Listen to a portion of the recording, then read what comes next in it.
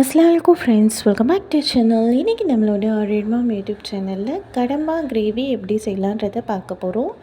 இது எல்லா விதமான சாப்பாட்டுக்கும் டிஃபன் ஐட்டத்துக்கும் பர்ஃபெக்டான சைட் டிஷ்ஷாக இருக்கும். ரொம்ப ஹெல்த்தியும் கூட. நிறைய ப்ரோட்டீன் சத்துக்கள் இருக்கிறதுனால குழந்தைங்க பெரியவங்க வெயிட் லாஸ்க்கு ட்ரை பண்ணுறவங்கன்னு எல்லாருமே எடுத்துக்கலாம்.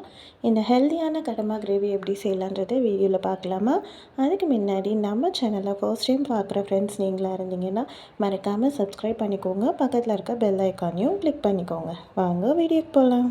கடமா கிரேவி பண்ண ஸ்டார்ட் பண்ணிக்கலாம். அதுக்காக நல்லா க்ளீன் பண்ணி வாஷ் பண்ண கடமாவை ரிங்காக கட் பண்ணி மஞ்சத்தூள்லாம் போட்டு கழுவி எடுத்துகிட்டு வந்திருக்கேன். ஏன்னா அப்போ தான் கவுச்சி ஸ்மெல் இருக்காது. குக்கரில் சேர்த்துக்கிட்டாச்சு. இது கூட ஒரு ஸ்பூன் அளவுக்கு இஞ்சி பூண்டு பேஸ்ட்டு, ஒரு ஸ்பூன் அளவுக்கு மிளகாய்த்தூள், தேவையான அளவுக்கு உப்பு, ஒரு பிஞ்ச் அளவுக்கு மஞ்சள் தூள். ஆல்ரெடி வாஷ் பண்ணப்போ போட்டதுனால சும்மா பேருக்கு ஒரு பிஞ்ச் அளவுக்கு சேர்த்துட்டு இது மூழ்கிற அளவுக்கு தண்ணி ஊற்றி இது ஒரு 3 விசில் வரைக்கும் வேக வச்சு எடுத்துக்கலாம். இது வெந்துட்டுருக்கட்டும். அந்த கேப்பில் ஸ்டவ் ஆன் பண்ணி பாத்திரம் வச்சு அது சூடாயிட்டதும் தேங்காய் எண்ணெய் சேர்த்துருக்கேன். எண்ணெயும் சூடு வந்ததும் ஒரு சின்ன துண்டு ஏலக்காய், பட்டை, கிராம்பு, அரை ஸ்பூன் சோம்பு, பே லீஃப் இதெல்லாம் சேர்த்து பொரிய விட்டுருக்கேன். இது பொரிஞ்சதும் பெரிய வெங்காயமாக 2 எடுத்து நல்லா ஃபைனாக சாப் பண்ணி இதோடு சேர்த்து வதக்கிடலாம். வெங்காயம் வதங்குறப்ப தேவையான அளவுக்கு உப்பும் சேர்த்துக்கிறேன். வெங்காயம் ரொம்ப கலர் சேஞ்ச் ஆக வேணாம், கொஞ்சம் டிரான்ஸ்பரண்ட்டாக கண்ணாடி பதம் வந்தால் போதும். உப்பு பார்த்து சேர்த்துக்கோங்க. ஆல்ரெடி நம்ம கடமை வேக வைக்கிறப்பையும் போட்டிருக்கோம். கிரேவிக்கு தகுந்த மாதிரி உப்பு சேர்த்துக்கிட்டு ஒரு ஸ்பூன் அளவுக்கு இஞ்சி பூண்டு பேஸ்ட்டும் சேர்த்து அதை நல்லா பச்சை ஸ்மெல் போகிற வரைக்கும் வதக்கிட்டு ஒரு ஸ்பூன் அளவுக்கு ஜீரகத்தூளும் சேர்த்து வதக்கிக்கிறேன். இதை தொடர்ந்து 2 மீடியம் சைஸ் தக்காளியை பொடியாக நறுக்கி இதோடு சேர்த்துக்கிட்டு அதையும் நல்லா வதக்கிடலாம். வெங்காயம் தக்காளி நல்லா வதங்கி வரட்டும். தக்காளியில் இருக்க தண்ணியே போதும். லோ ஃபயர்லேயே வச்சுக்கலாம். இப்போ நம்ம மசாலா சேர்க்க போகிறோம்.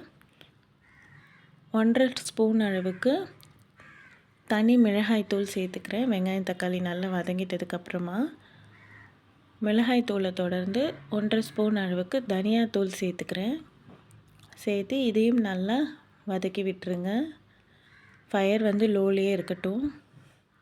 வெங்காயம் தக்காளியோடு இந்த மசாலா பச்சை ஸ்மெல் போகிற வரைக்கும் நல்லா வதங்கி வரணும்.